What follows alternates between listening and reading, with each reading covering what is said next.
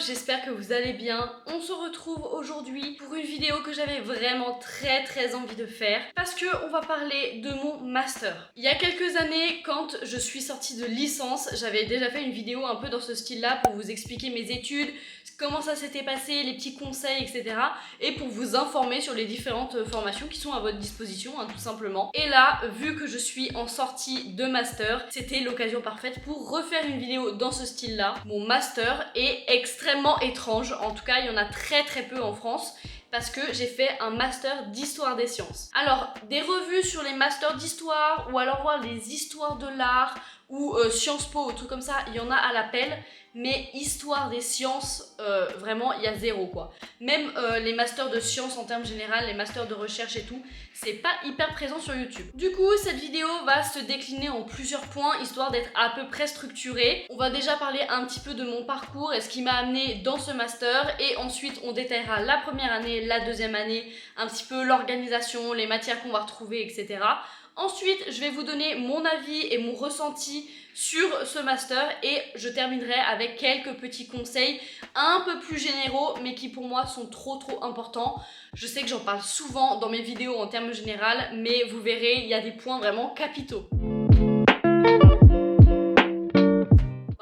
On commence en premier avec mon parcours. Si vous me suivez depuis un petit moment, vous connaissez à peu près dans les grandes lignes. Mais du coup, tout simplement, j'ai fait un bac S quand ça existait encore. Option informatique, vraiment rien à voir. Ensuite, j'ai fait la première année de médecine à Genève et je ne l'ai pas réussi, Dieu merci, parce que je n'aurais pas supporté de continuer là-dedans. Mais bref, j'ai fait quand même une année universitaire là-bas. Et ensuite, j'ai fait ma licence de biologie écologie au Bourget-du-Lac, donc l'université Savoie-Mont-Blanc, que j'ai validé avec mention, etc. Donc parfait. Et ensuite, tout s'est joué en fait lors de ma troisième année de licence parce que je ne savais pas dans quel master aller, si j'avais envie de faire un master ou est-ce que j'allais être plus tard, etc.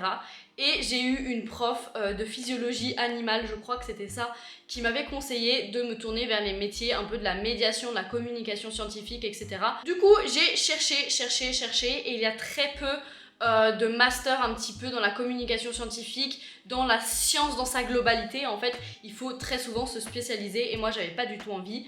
Donc j'ai postulé un petit peu aux quatre coins de la France. Et c'était pendant les années Covid, donc c'était extrêmement compliqué d'être admis en master. En fait, très clairement, moi dans ma promo, on a été assez peu à trouver des orientations directement après notre diplôme. Et moi j'ai eu de la chance parce que j'étais acceptée dans mon master d'histoire des sciences à Nantes. C'est un master extrêmement spécifique parce qu'en fait, il est associé avec un laboratoire de recherche en épistémologie et histoire des sciences qui est propre à Nantes. Je vais rapidement parler un petit peu du recrutement en master parce que c'est ce qui fait peur, mais en vrai de vrai, ça a beaucoup changé selon les années. Moi, je vous l'ai dit, personnellement, c'était une galère pas possible parce que pour faire passer des entretiens, pour faire des rencontres, etc., en fait, c'était impossible avec le Covid. Mais par contre, voilà, tout ce qui est recrutement sur dossier et tout, il n'y a pas besoin d'avoir 14, 15, 16 de moyenne pour être accepté en master. Il faut surtout avoir un projet professionnel qui soit à peu près clair, à peu près en fait définissable, et surtout c'est les lettres de motivation et la cohérence de votre parcours qui va être qu'on va prendre en compte. N'empêche que moi j'ai été acceptée dans un master de recherche. Le mien est un master de recherche alors que je ne veux absolument pas faire de recherche, et là je vais terminer du coup en septembre et je vais attaquer le boulot dans la foulée. Donc très clairement mon parcours professionnel n'est pas hyper cohérent, mais il s'est avéré qu'ils ont bien aimé mon profil et c'est pour ça qu'ils m'ont pris.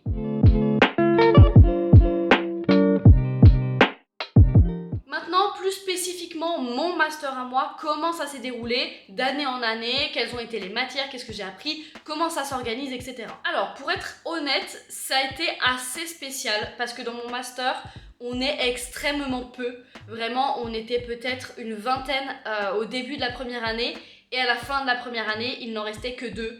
Moi et ma camarade de classe, vraiment, et heureusement qu'on s'entendait bien parce que vraiment sinon ça aurait été compliqué, mais vraiment ça a été une hécatombe, personne n'est resté dans ce master.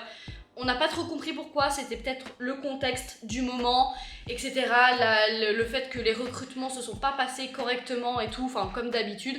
Ce qui fait que, ouais, à faire le M1 et le M2, on a été 2. On pourrait croire que on retourne au lycée, donc avec des petites classes et le prof pour nous et tout, mais en fait, pas du tout. Vraiment, ça, je vous en parlerai après sur mon ressenti et tout. Mais on est plutôt des égaux des profs que des élèves. Et du coup, c'est une ambiance qui est assez étrange.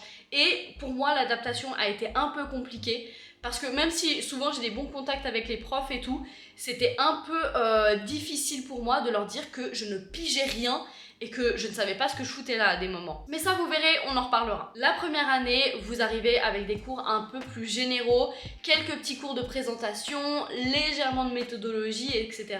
Mais en fait, vous attaquez directement dans le cœur du sujet. Pour vous donner quelques petits exemples, j'ai eu des cours d'épistémologie, des cours d'anglais, des cours de physique, enfin d'histoire de la physique, des cours d'histoire des sciences de la vie, du texte et méthode. Donc ça, c'était une matière où on étudiait plein de textes épistémologiques et d'histoire des sciences et tout.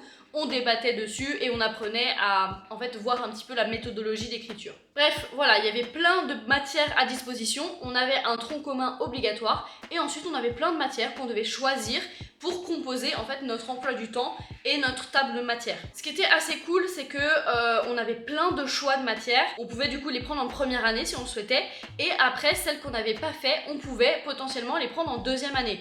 Moi, c'est ce que j'ai fait, j'ai plutôt bien réparti mon truc et du coup, j'ai pu à peu près faire toutes les matières qui étaient proposées. Personnellement, j'ai trouvé que le choix était plutôt grand et ce qui était bien et pas bien à la fois, c'est qu'on était aussi en collaboration avec l'université de Brest et du coup, on avait des cours à distance qui se passaient à Brest et inversement pour eux, ils avaient des cours à Nantes à distance. L'idée est vraiment géniale parce que du coup, ça nous fait découvrir d'autres méthodes de travail, d'autres profs, d'autres matières.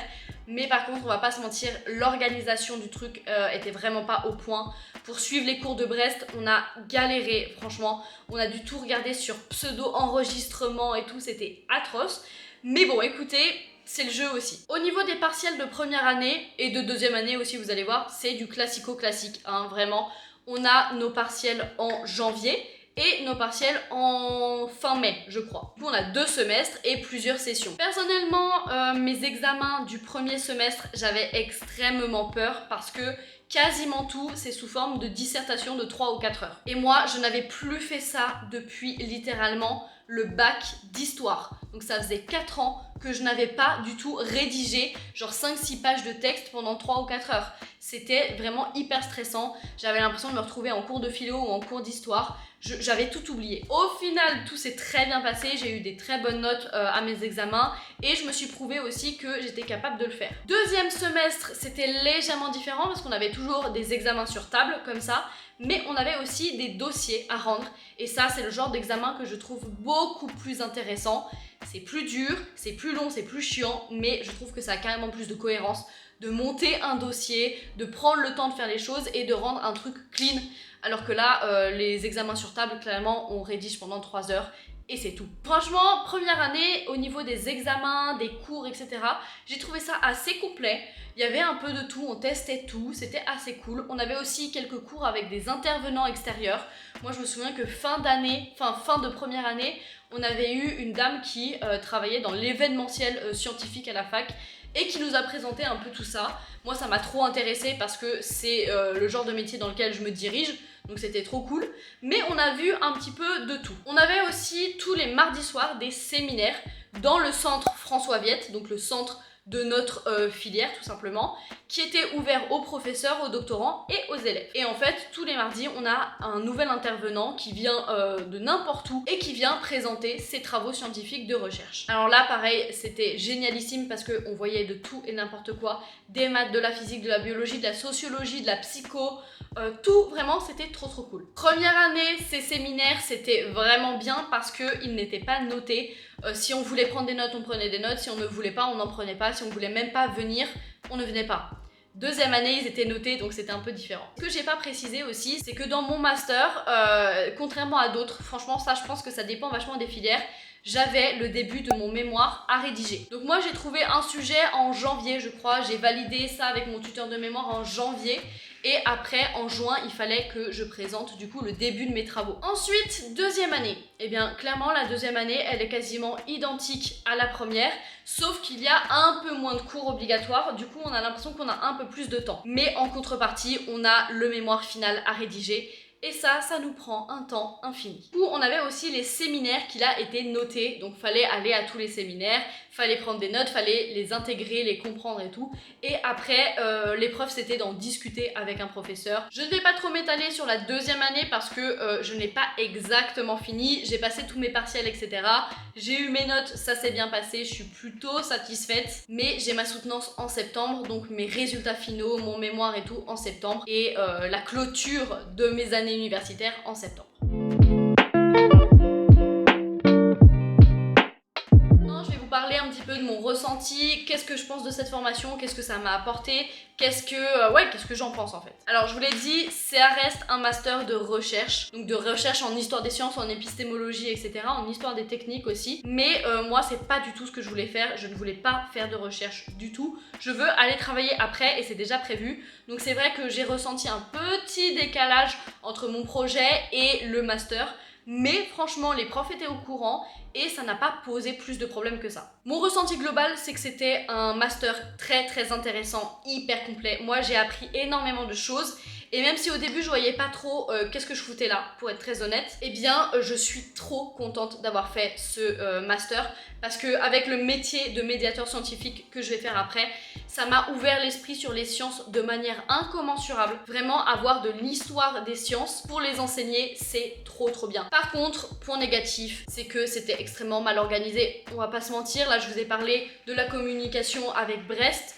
C'était foireux, la communication entre les profs eux-mêmes était foireuse, entre l'administration c'était foireux, enfin bref, moi j'ai eu que des problèmes avec ce master, des problèmes d'organisation, des problèmes administratifs et tout. Vraiment, j'avais l'impression que ces 2 années étaient un running gag permanent. Il y avait beaucoup de profs qui étaient absents, qui rattrapaient leurs cours et puis qui les rattrapaient pas, machin. Bref, vraiment administrativement et au niveau de l'organisation, franchement, non, c'est pas passé pour moi. C'était vraiment pas pro et c'était très compliqué à suivre. Après, ce qu'il faut comprendre, c'est que nos profs étaient exclusivement des professeurs-chercheurs.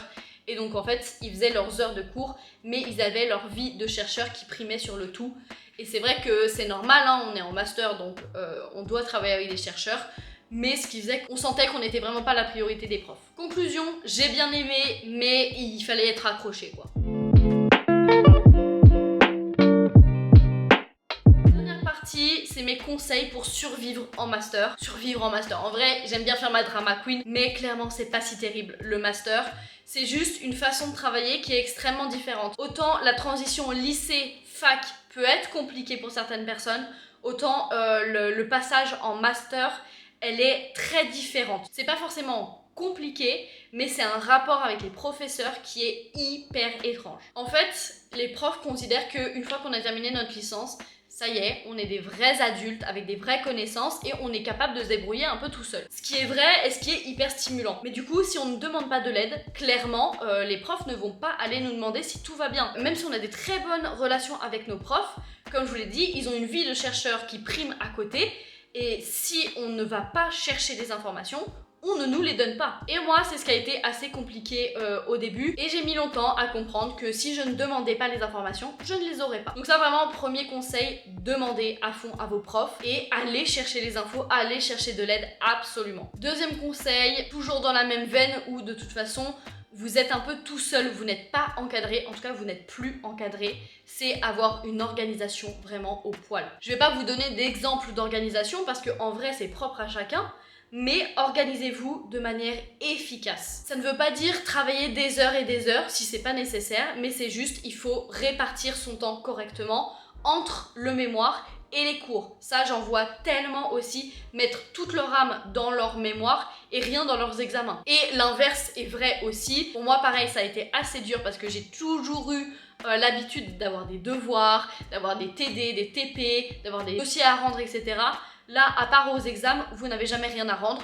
Vous n'avez aucune notation en fait à part les partiels. Donc vraiment, organisez-vous à fond. Et troisième conseil, restez cohérent dans votre vie. Franchement, alors je sais même pas comment formuler ça en vrai, mais gardez un équilibre, gardez une cohérence.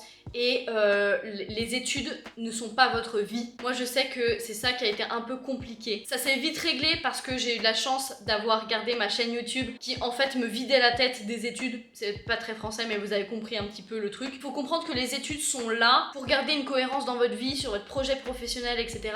Moi, pour être très honnête, j'ai vraiment pas kiffé mes études. C'était compliqué, j'étais toute seule exilée à Nantes et tout. Mais je savais pourquoi je le faisais et c'est pour ça que j'ai tenu. Je savais qu'après j'avais un métier qui me plaisait et que même si les études en question c'était pas mon dada, eh bien je savais pourquoi je le faisais et où j'allais. Et que vous ayez un métier après ou que vous vouliez continuer dans la recherche ou dans toute autre chose, hein, franchement. Mais il faut essayer de se rappeler de temps en temps pourquoi on le fait et pas juste être bêtement à fond dans les études juste pour être dans les études. Et ce qui m'a énormément aidé, c'est du coup avoir une vie à côté des études. Alors certes, du coup, moi c'était un peu dans l'extrême, j'avais vraiment d'autres vies à côté de mes études. Ayez des loisirs un peu constants, une chaîne YouTube, de l'art, du sport ou quoi que ce soit. Vraiment, cloisonnez votre vie et mettez les études dans une petite boîte. Il ne faut pas que les études vous bouffent entièrement. Vous n'allez pas tenir et surtout, ça va vous bousiller l'esprit, quoi. Le mental ne peut pas suivre un truc comme ça. Bon, voilà, c'est à peu près tous mes grands conseils. Et là, je suis en train de regarder que ça fait déjà plus de 30 minutes que je filme. Donc, je pense avoir dit l'essentiel et le plus important. Mais franchement, n'hésitez pas à me demander en commentaire des choses, poser des questions, parce que je pense que j'ai répondu à pas mal de choses, mais clairement, j'ai pas été exhaustive. C'est pas possible, on a chacun une vision des choses différentes. Donc franchement, n'hésitez pas à commenter, je me ferai vraiment un plaisir de vous répondre. Bref, dans tous les cas, si vous avez aimé cette vidéo, n'hésitez pas à la liker, à la commenter et surtout à vous abonner à la chaîne pour suivre toutes les aventures. On se retrouve tous les mercredis à 17 h maintenant, plus 18, et le dimanche à 9 h 30. Ciao, ciao!